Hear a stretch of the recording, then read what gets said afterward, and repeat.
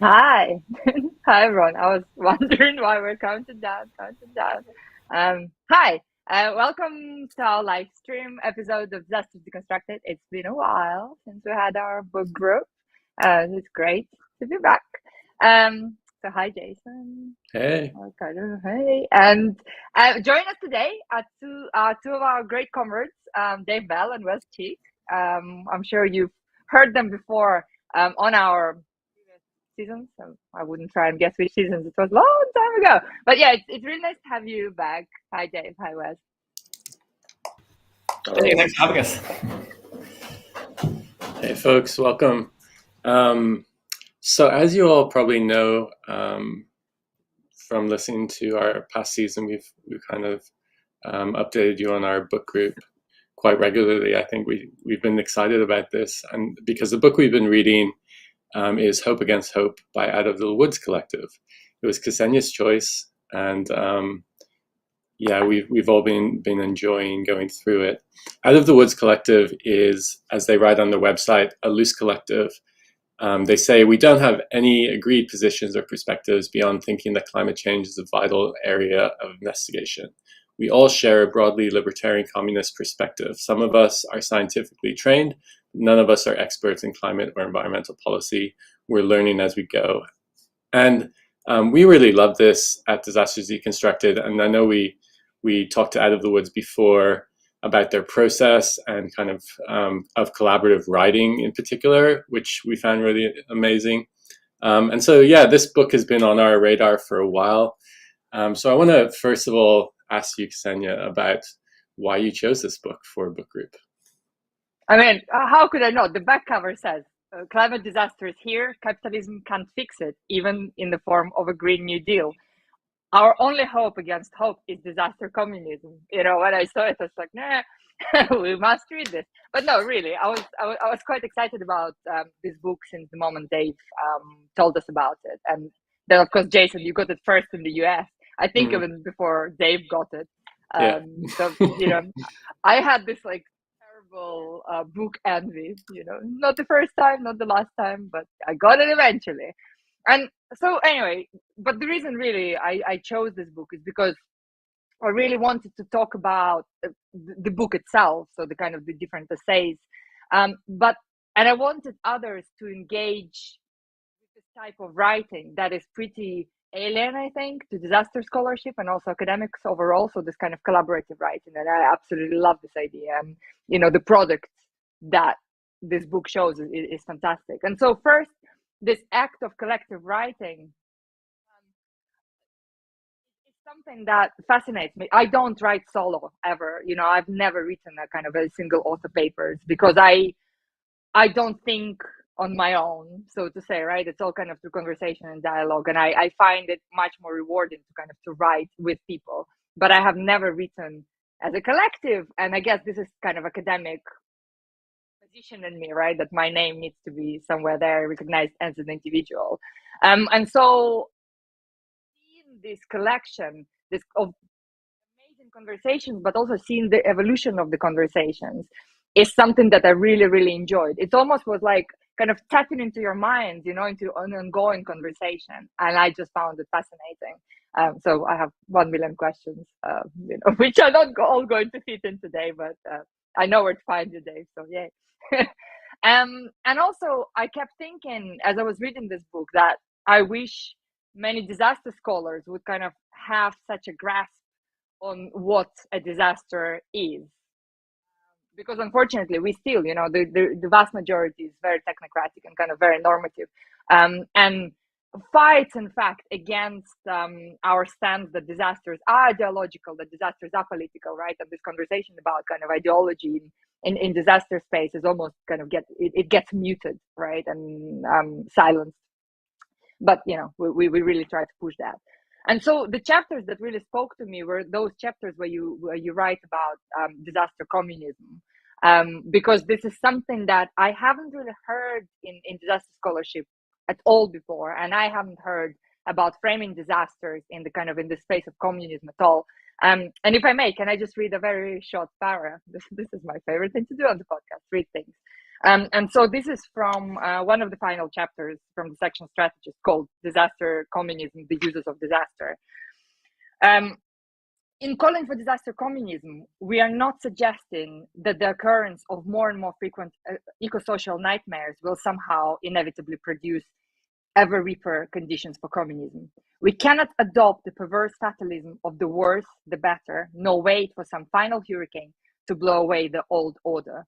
Rather, we are noting that even the largest scale and most terrifying of these extraordinary disasters can interrupt the ordinary disaster that is, most of the time, too large to fully comprehend. These are moments of interruption that, whilst horrific for human life, might also spell disaster for capitalism. Disaster communism is not a brand new type of politics divorced from existing struggles. Rather, it is a revolutionary process of developing our collective capacity to endure and flourish that emerges from the struggles. Disaster communism is a movement within, against, and beyond ongoing capitalist disaster. And I just love it. You know, you've summarized everything that we've been kind of writing hundreds, millions of papers about, but perhaps haven't been able to express as eloquently. So thank you for writing this. You know, what's not to like. And I'm sure we'll talk more about disaster communism later on. You know, we've got Wes, who's been called disaster socialist accidentally, but you know that summarizes his existence so well, I think, in my opinion, anyway.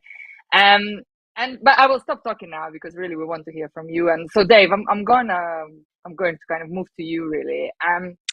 So tell us what it's what it's like to write as a collective. Why have you published this book? You know, and what's your favorite to say? Just all questions at once. Thank you. Thanks so much, and thanks for having me on, and on behalf of the other members as well. So, why write collectively, and how do we write? I wasn't involved in Out of the Woods from the beginning, and actually quite a lot of people who've been more active in the group recently weren't either. So it's quite a fluid collective. People come, go, sometimes go for quite a while and then reappear. So I joined the group when it had been going for a little while. I was really interested in what they'd been writing. I had some, I guess, criticisms of some of it or some of the way it had been framed, but very, very sympathetic criticisms. And I initially got involved with them because I hosted a conversation where they took part, got chatting, spoke through some of these issues, and then approached them because I wanted to write a review of something, but I didn't really feel I had the expertise to do it on my own. So I approached Out of the Woods to see if I could collaborate with them on that review, and they got back and said, "Well, why don't you just join us?" So I did, and it's been lovely. It's been really liberating. So I was an academic, I guess, in the formal sense. I had a number of academic jobs and was publishing under my own name, sometimes with other people academically. And I think around the time I joined Out of the Woods, 2016, I think, I was kind of coming to at the beginning of coming to the conclusion that I didn't want to pursue an academic career. And I think one of the things that really got me to that point was that I found writing, which is the thing that so many academics enjoy or complain they don't have the time for, incredibly anxiety-inducing. I didn't enjoy it. At the time, I have ADHD, which at the time was undiagnosed. So that really made kind of solo writing very difficult. And just that sense that you have to reproduce yourself with every sentence, and every sentence needs to kind of explain to someone else what the relevance of this is, why it's important, and why they should give you 4 stars, and or why they should employ you.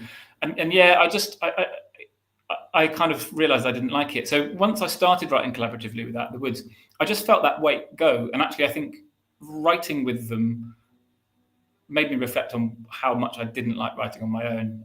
There is a certain freedom to writing under a kind of collective, semi-anonymous identity. That means you don't have to reproduce yourself in that way. And there's a real freedom that comes from that.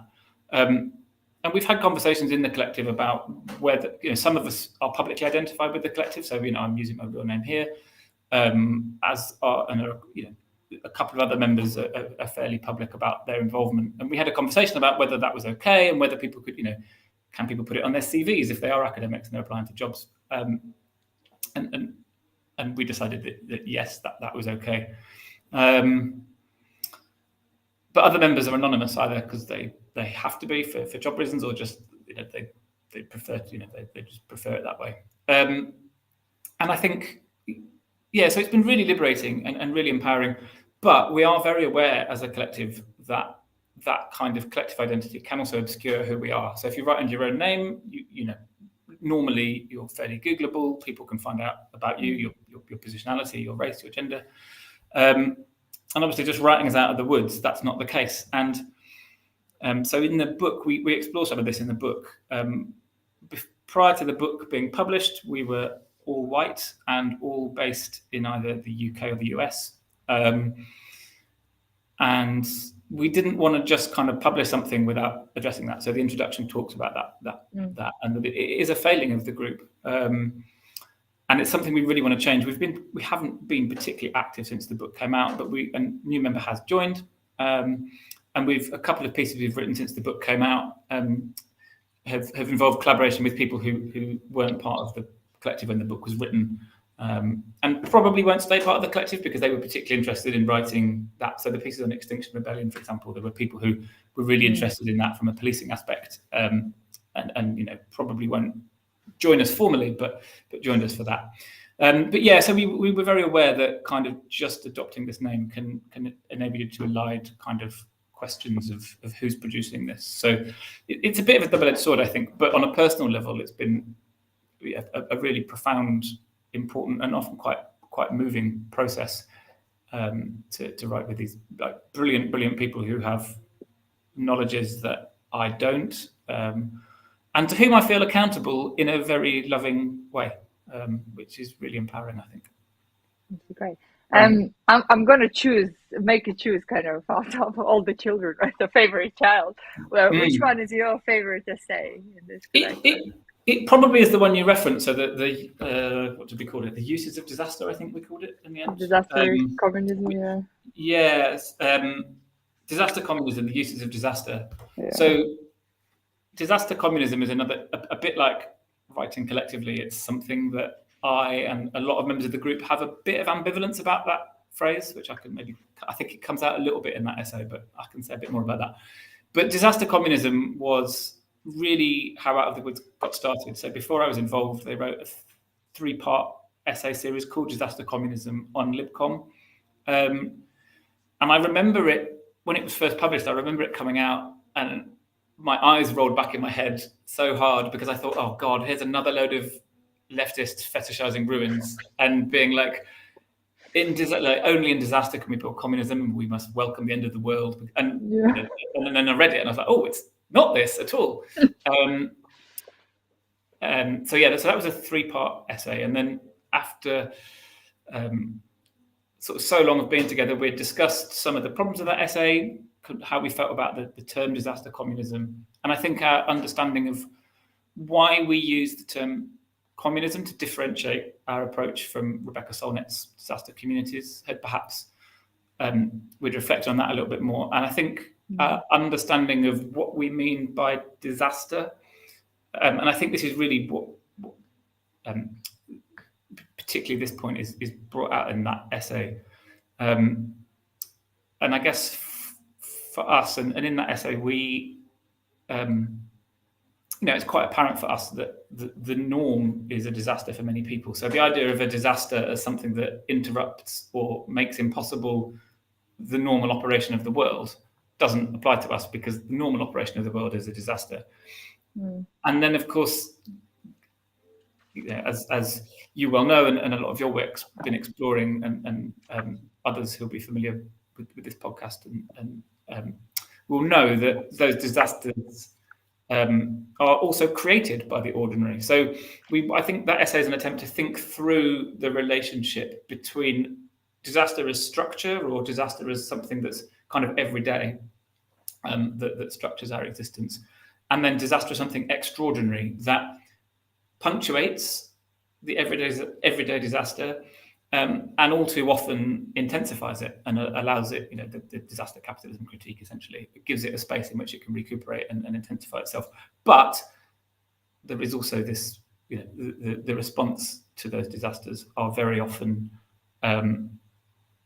they create political forms that the everyday tries to make impossible. So there is that I don't want to say there's a possibility in disaster, but rather that disasters bring to the fore kind of possibilities of living otherwise that are immanent to everyday life, to social existence, particularly among marginalized, oppressed, racialized, minoritized communities.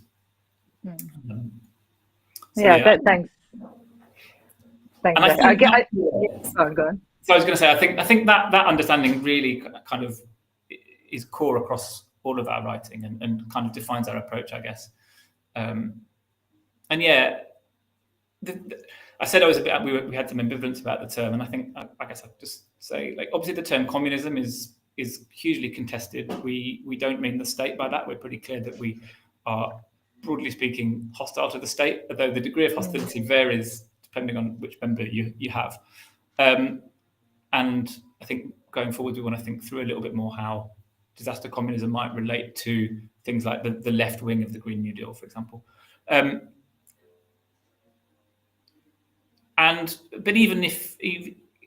also, a lot of people who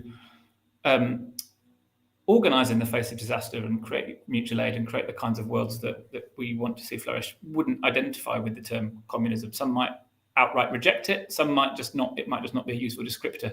So there's a little bit of ambivalence there, I think, about the use of the term. We're also disaster communism suggests a kind of inverse of disaster capitalism, and it's not that, because obviously disaster capitalism is about, partly at least, it's about the creation of disaster to open up new markets. And disaster communism, in the extract you read out, we're very clear it's not about hastening disaster, so there's more opportunity for communist organising.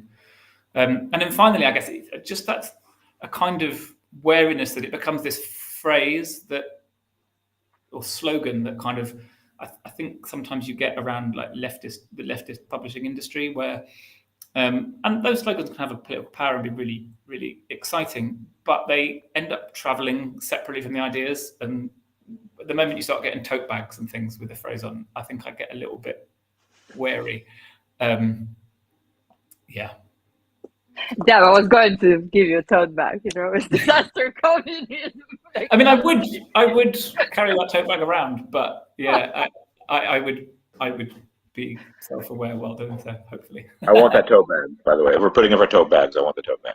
Well, talking of gifts, so this book, I gave Wes as a present, and then it kind of ended up being a double-edged present, and then I totally roped him into this book group. But that wasn't the intention. That is not why I gave you the book. I just, thought that you'll enjoy it. So, Wes, did you enjoy it? What did you think? Jeez. One second. Sorry. As you guys know, we're having technical difficulties, and I'm on my phone. So hitting the tiny, tiny, tiny little mute button unmute in the bottom of my phone screen is proving difficult for me. Yeah, I liked it more than I thought I would, and I don't mean that as an insult. I'm sorry. It sounds like a backhanded compliment, but you were already kind of poking fun a little bit at what goes on in leftist circles. And so I've seen like certain versions of books like this a lot, where I start reading them and it's kind of like, the guy at the leftist rally who looks like he's wants to be in Lord of the Rings but missed out on casting, and it's like handed you a pamphlet, like, read my pamphlet. And so I'm always suspicious about, even though I read lots of left-wing books and like them, for some reason I always have this like weird suspicion, you know what I mean? But then I read it and I was like, oh, good, somebody's talking about these issues that I'm really interested in. So yeah, I liked it a lot. But I want to, there's a few things I want to touch on in it, and I can come back to a lot of them later. But the one I want to say first is I was really glad that it kind of started or quickly transitioned into this critique of how we approach environmentalism and ecology and stuff. And so I was an undergraduate a long time ago in the late 90s at the University of Alabama, and I was fortunate to be in this great program, but I don't want to say the but already, with great teachers, but a lot of them had come out of that 60s, 70s Club of Rome, limits to growth Paul Ehrlich, all that stuff, right? And so that's what I kind of learned as an undergraduate and kind of carried with me out from there. And it was an interesting kind of approach to the world to think about, but it's kind of, for very good reasons, fallen by the wayside. And I think the critique that's presented in this book of how that leads us astray is really good and is really helpful and is very succinct. Like there's some short pieces on that, like a one about the tragedy of the commons, kind of the debunking of the tragedy of the commons, which is really, really essential because people still across disciplines believe that and will say that like it's something that exists, right? So I really like that it started with that because I think a lot of that 70s, 80s environmental thinking has gone into work on disasters in some way, as opposed to, sorry to say it, but we're talking about disaster communism. It's Marxist thinking, which I think is a lot better approach to try to understanding disasters. So, yeah, I very much like that aspect of it. Super. Yeah, thanks. Yeah, thanks for engaging with this. Was Jason, what did you think? You're the first person to read the book while we're all sitting here drooling, in the UK. Well, first person to receive the book, surely. Yeah, sorry, I should have said that. Things tend to sit on my shelf for too long before I get to read them. Yeah, what to say? I mean, I find this book to be really a refreshing take on what a disaster is. That and something and the perspective that was a lot more radical than most of what we see in our own field of scholarship, which is very interesting. And I think we talk about some of the ways in which disaster research is so technocratic often and so lacking in theoretical critique. And so I really enjoyed that part of it. I mean, right from the introduction, I was kind of hooked because you were really looking at what is a disaster. You're drawing on Neil Smith, really focusing in on the social calculus that he described. And I think that's a theme that carries through and helps you to frame a disaster. And like we've talked on the podcast a lot about disaster as event or process, and you look at it a little bit different than that. But yeah, I on page 6, I just wanted to read this part, and it's you're also drawing on Clyde Woods. Our last book group was a Clyde Woods book, but you said, after quoting Clyde Woods, while disaster collapses the distinction between the process of ruining and the ruins it creates, it simultaneously deepens the differentiation between who and what bears the brunt of disaster and who and what does not. And I think that's beautiful, and it leads you to pose like a different possibility, and in a different way than maybe what Rebecca Solnit writes about, or Naomi Klein. And so with I think a really powerful thesis about disaster communism, about being together, about belonging. There's a strong mutual aid theme running through, which is really great, and we talk about it on the podcast often as well.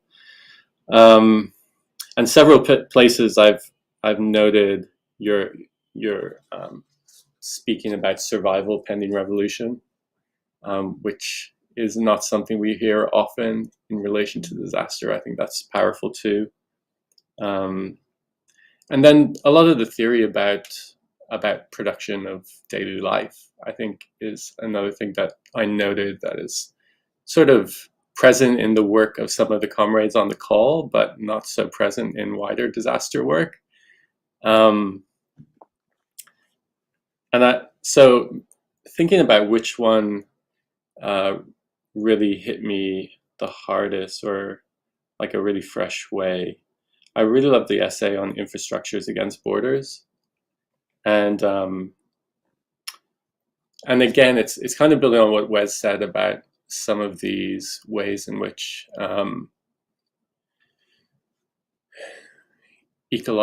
so-called ecological kind of limits or crisis are like used as a way that the state can act in violent ways against those who are targeted or against the other. And a recent paper that we wrote that's in review is about securitization of vulnerability, and we're kind of drawing on some of these themes as well in that paper.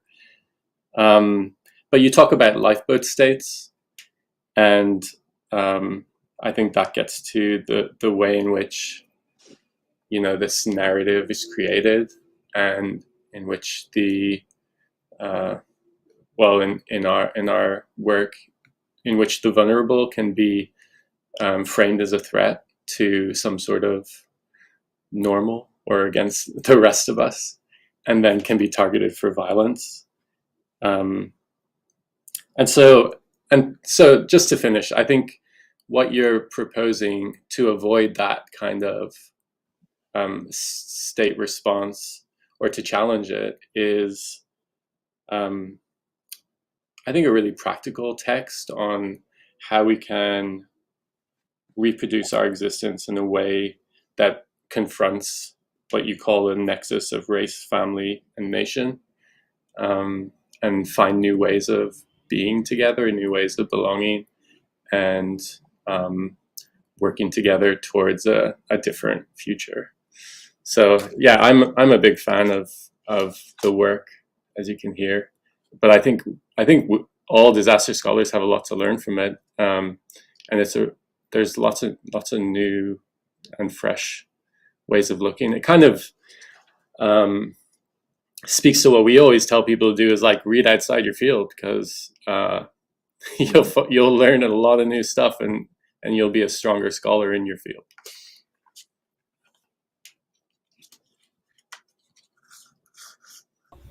Finding that unmute. Yeah, thanks so much for those reflections. They're really, yeah, it's lovely to hear such appreciative engagement with the book. So yeah, I think there's a couple of things that we would draw out of that conversation.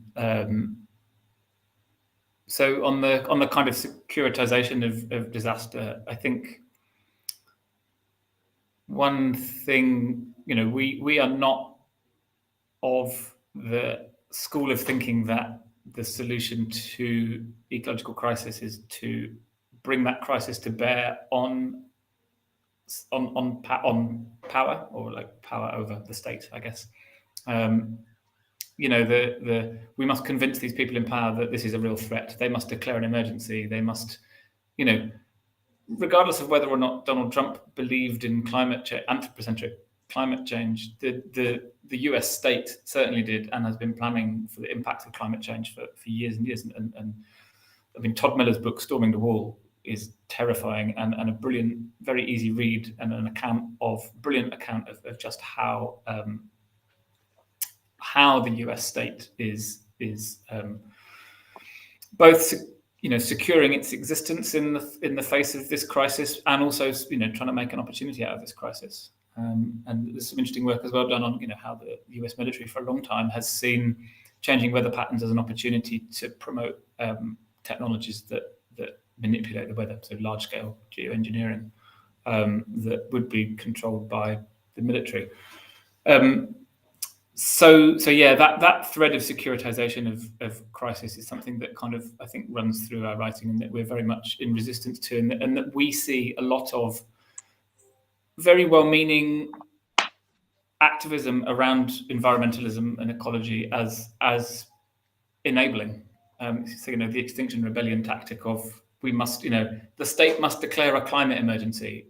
Well, it's like, great, but the way the state will respond when it's declared a climate emergency will be to strengthen borders, to increase military spending, to it won't be this lovely kind of utopian Green New Deal that I think people sort of fantasize over. So yeah, that's a key aspect, and I think latterly, in sort of later essays, and the essays aren't arranged chronologically in the book, but the term ecofascism creeps in a little bit more, and it was something we were asked about in quite a few interviews when the book came out. And we haven't got like a fully worked out theory of ecofascism, but from the discussions that we have, and I think you can sort of tease it out of the book, although it's probably a little bit inconsistent, is that actually, we don't see it, again, in a little bit like the relationship between disastrous structures and disastrous events. I think the term ecofascism can obscure as much as it reveals, because there is a particular white supremacy and a particular fascism that is ecologically minded, and the white supremacist murder shootings in Buffalo earlier this month. It seems the shooter had supposedly ecological motives, but actually the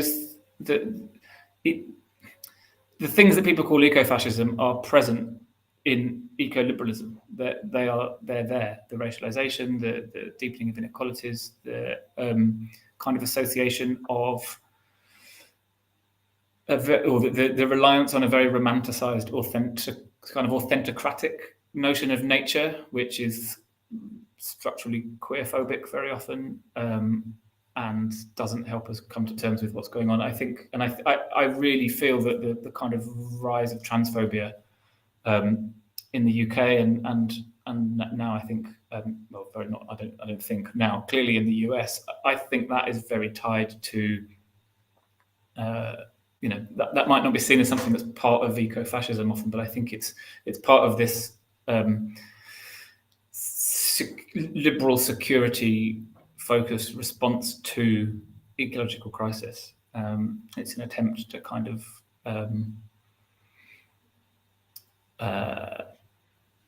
position certain kinds of people, certain kinds of behavior as unacceptable, and as requiring to be kept outside the polis in order to preserve the environment. So I think, that question of ecofascism, which is kind of increasingly at the centre of a lot of discussions at the moment, I think we see as the seeds of it are present in things that are not fascist, and the question of whether something is fascist or not actually obscures the fact it's still really fucking violent a lot of the time for a lot of people.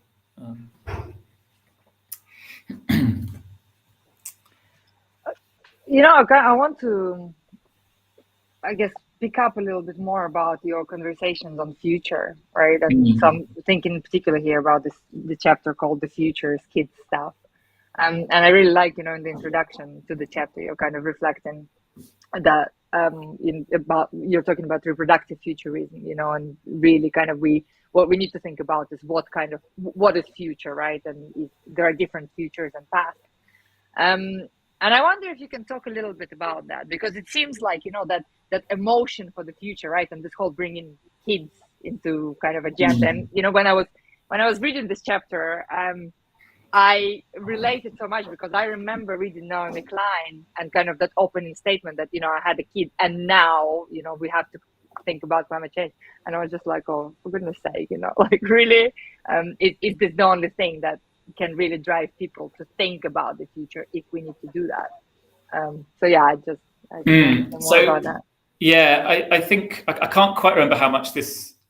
So when the essay was first published, this distinction wasn't in it, and I can't remember so the essays in the book, I think in all cases other than the introductions, had all previously been published elsewhere, but we updated them quite substantially for the book. And so when this essay was first published, we certainly didn't draw the distinction I'm about to make, and I can't remember if it's been added to the essay or if it's just in the introduction to the section. But we draw a distinction between kind of utopianism and futurism, and futurism, I guess they're sort of theories of historic change, or theories of that's probably the way to phrase it. So futurism is about the idea that we must either look to the future, for threat, this is what's going to happen. So the future is what motivates us, right? It's like this is going to happen either positively or negatively, and in this case negatively. So it's like kind of Jeremiah. Like if we don't change our ways now, this is the disaster that's going to happen, which ignores the fact that the disaster is here and happening, just in undifferentiated ways. And then it holds the future over us as like a motivating factor. And we think this is, just on a practical level, I don't think this works. It's not how, humans don't, that kind of deferred sense of urgency doesn't really work, because, okay, that's terrible, but I need to get my kids to school and then get to work, and the bus and the train are going to mean I have to get up at 5 a.m. and it's going to cost me 30 quid. Like, the two decisions don't happen on the same plane, and the immediacy is always going to trump. So on a practical level, we don't think that futurism works. And I think very often the futurism is kind of it's about continuing the present into the future. So we often think of the future as something, I guess, qualitatively different to the present, but actually I think if we look at the way the term future has been mobilized, it's actually not always, but very often it's about extending the present into the future. Whereas for us, and this is again one of those, there's no universal agreement on this, but utopianism names, I guess, a temporality in which the future and the past and the present aren't quite so distinct. So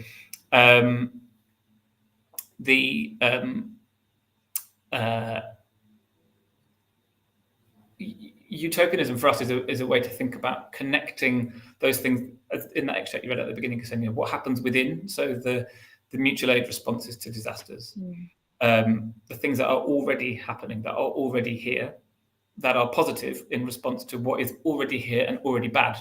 So it's within and against.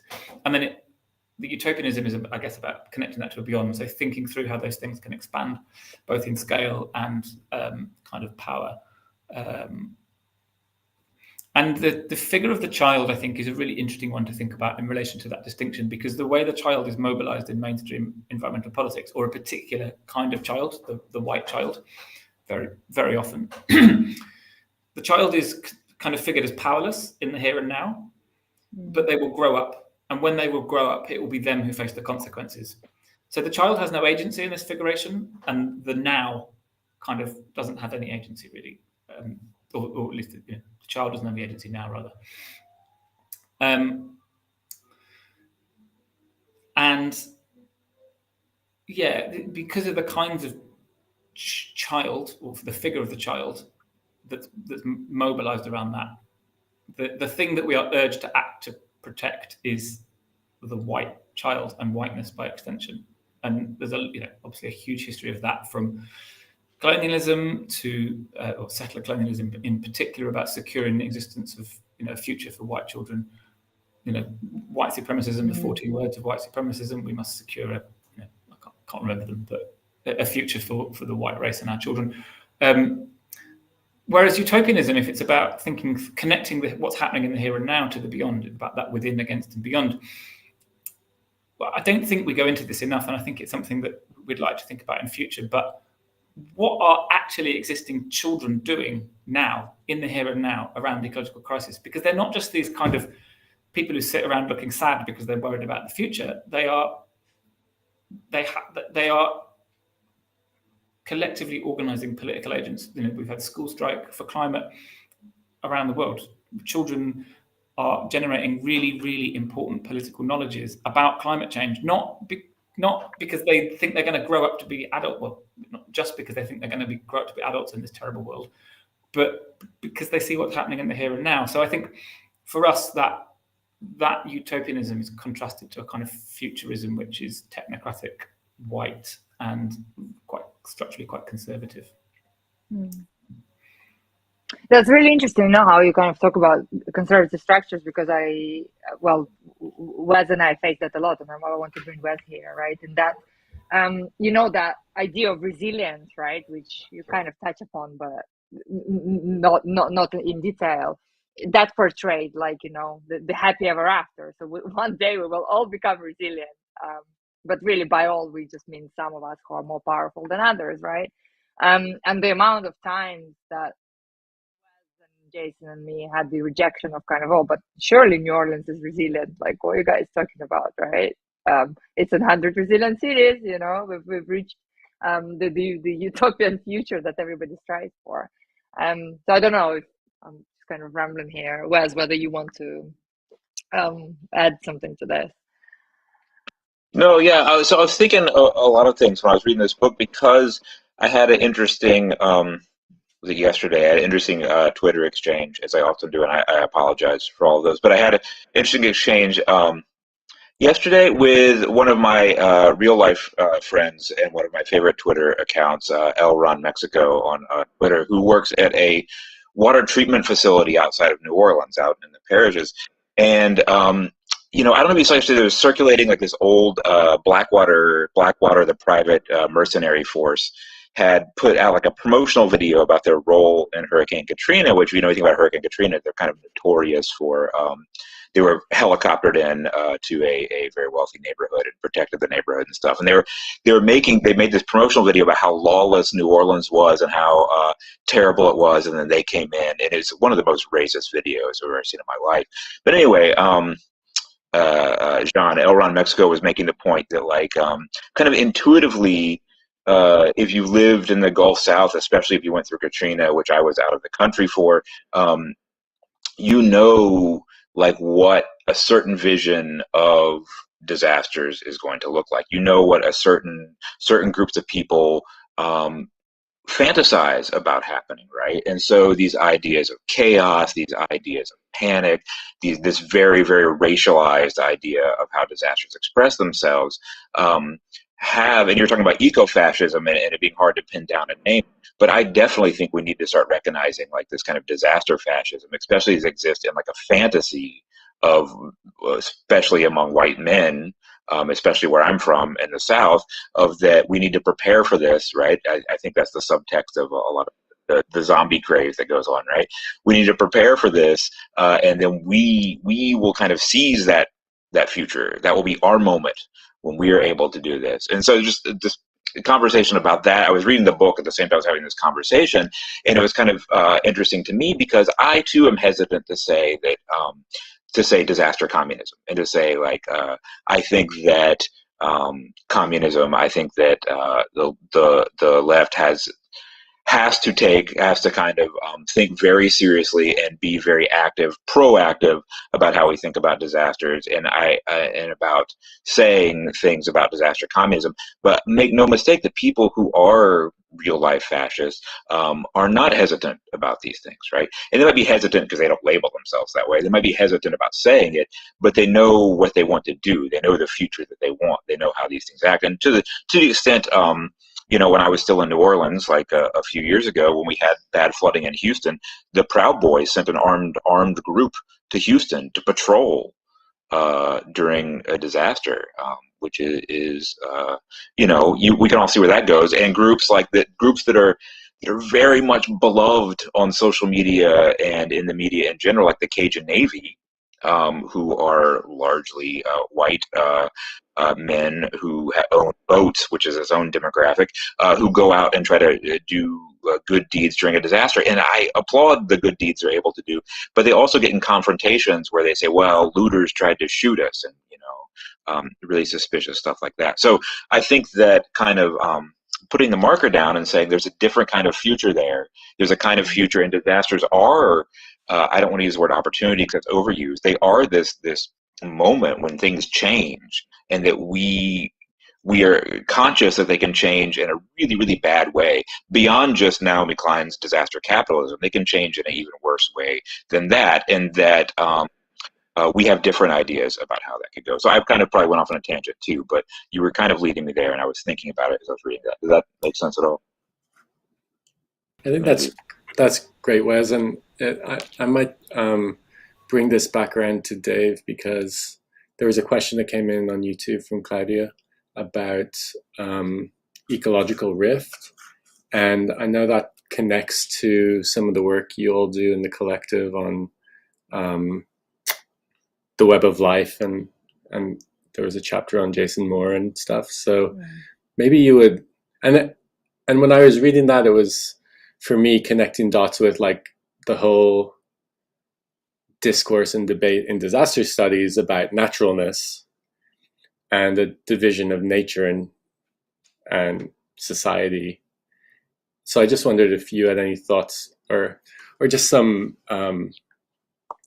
like background on how you draw on that work. I guess it originates to Marx on ecological rift, and how that informs your thinking in the collective. Yeah, absolutely. So, with the caveat that I think I'm probably a collective member who's less familiar with the literature on this and probably less well placed to talk about it than others might be. We do have an essay on the metabolic rift that isn't actually in it didn't make it to the book. But yeah, like you said, the review of Jason Moore's Capitalism in the Web of Life is in the book, and I think certainly some members of the collective have taken an awful lot from the metabolic rift and that whole school, the John Bellamy Foster school of kind of ecological Marxism, and it's clearly really important and can't be dismissed out of hand. And sometimes some of the disagreements I think boil down to a kind of semantic disagreement, but that has real political effects. So on ultimately, can we differentiate humans from nature? And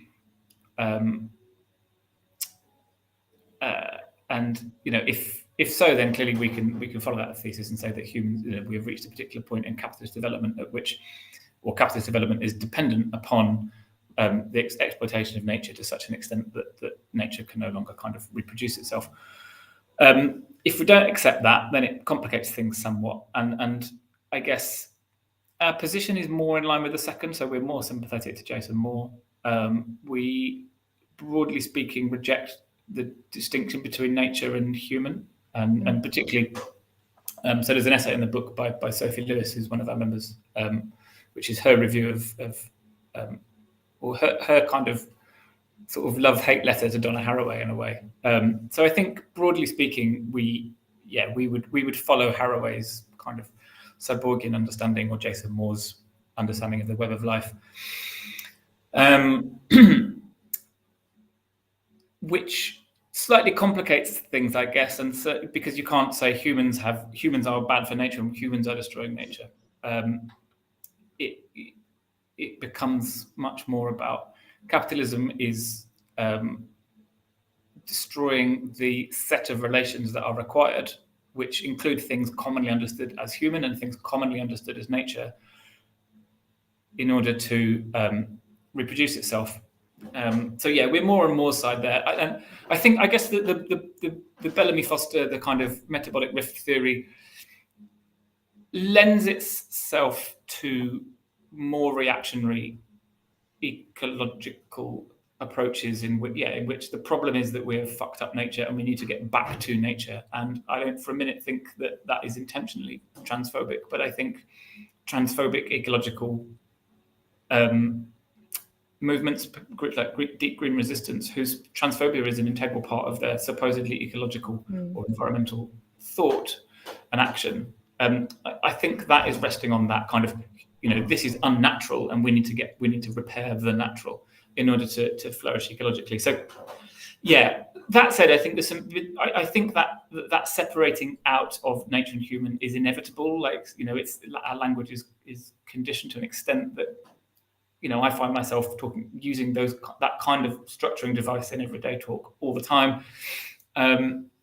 So I think there's a really good piece on this by Kai Heron, actually, about the natural and the human and the unnatural. And maybe we can separate out the natural, but we have to understand that as a social construct and one that's relational in and of itself. So you would probably get a more coherent answer from another member. I'm really, really sorry, but that's broadly speaking, I think, representative of where we are and sort of our position on that question. And it would slightly depend on which member you get. Some I know that from the full Haraway, absolutely no distinction, to a slightly more sympathetic John Bellamy Foster kind of a view that's slightly more sympathetic to the metabolic rift theory. I think we've got maybe time for another comment, Jason, if you want to choose one. Well, one thing that comes to mind, maybe Wes, you might have thoughts on this, is like the when you're talking about the threat or perceived threat in the disaster event or the aftermath, and who actually panics, like the myth of public panic, right? And sometimes we've talked before on the show about the fact that the real panic is elite panic, like those who are positioned to lose their strategic position of power or control. And like to what extent is I don't know, it makes me think about just the way that the state and agents of the state, but also like in the USA, we're in a state controlled by corporations, really, and so like how influential is that in like what we're talking about and what we're trying to organize against? You know, when you have all these narratives and myths that are built up to serve the powerful, how does that become part of how we organize? You know? Yeah, I'll interpret that as being a question to me. Is that a question? Yeah, yeah. Yeah. Well, if we're being radicals today, since we're discussing disaster communism, and I'll just go ahead and be a bit radical. So I used to teach in the Homeland Security master's program at Tulane, and it was really interesting because, and I loved all of my students. They're all really interesting people. They're really bright, informative, but most of them came from a background of being in law enforcement or military, and they were either looking to move their career forward in law enforcement by studying what we call in America Homeland Security, which is insane that we associate that with disasters at all. Or they were looking to move on as they retired from the military into working in the field. And I think both of those come out of very good-hearted motivations. I think that the people that I taught and worked with were really decent people in the true sense of the word. But the really hard thing to get over was were all of the preconceptions and notions and things that they had been taught in this kind of militarized, and make no mistake, being police in America is being militarized, right? In this kind of militarized world where it was really difficult for them to see a difference between civilian themselves and civilian population, right? That they were people who were protecting things, and civilians were the people that either the status quo society had to be protected from, or they had to be rescued from kind of the masses who were going to do something bad to them in a disaster. And so trying to get them to understand that, like, decades of disaster scholarship have not really shown us that this is the way it's going to be, that the people are going to be your enemy, that there's going to be like groups of people you're going to have to fight against and rescue the good guys. That's not how it actually works.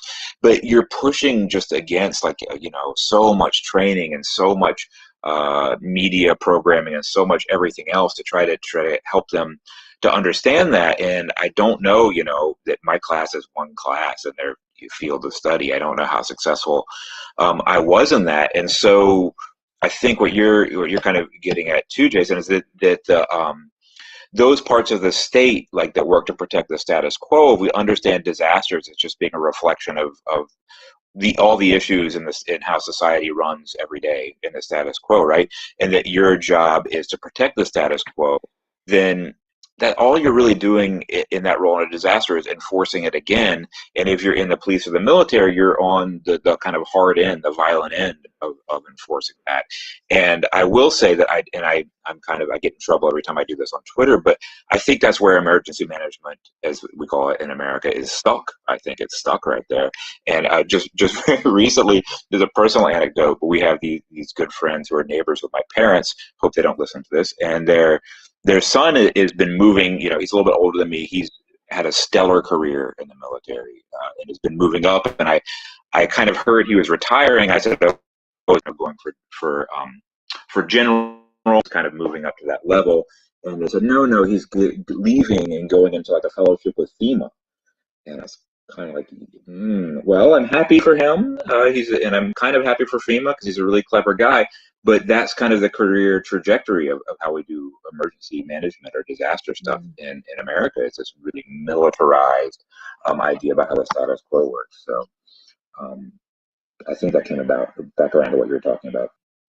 Yeah, no, thanks, Wes. I mean, it's all kind of, it really is interesting to see how, well, first of all, how disasters are divided into phases, right? And that sort of, it works so well, I guess, in the kind of capitalist ideology because we can, unpack everything, right? And deconstruct everything and then sort of repack it and reframe in the way that we want. And securitization, of course, feeds right into it and makes things so much easier to explain and respond to, right? And without kind of having clear responsibilities, without blaming the ideology and the powerful.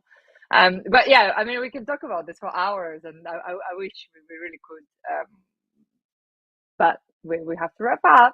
And so, yeah, thanks again for joining us today. Wes, thank you, Dave, so much for coming and to discuss your book on behalf of the collective. It's just been fantastic. Read the book. Read the book. It's a good book. I'm going to use it in class.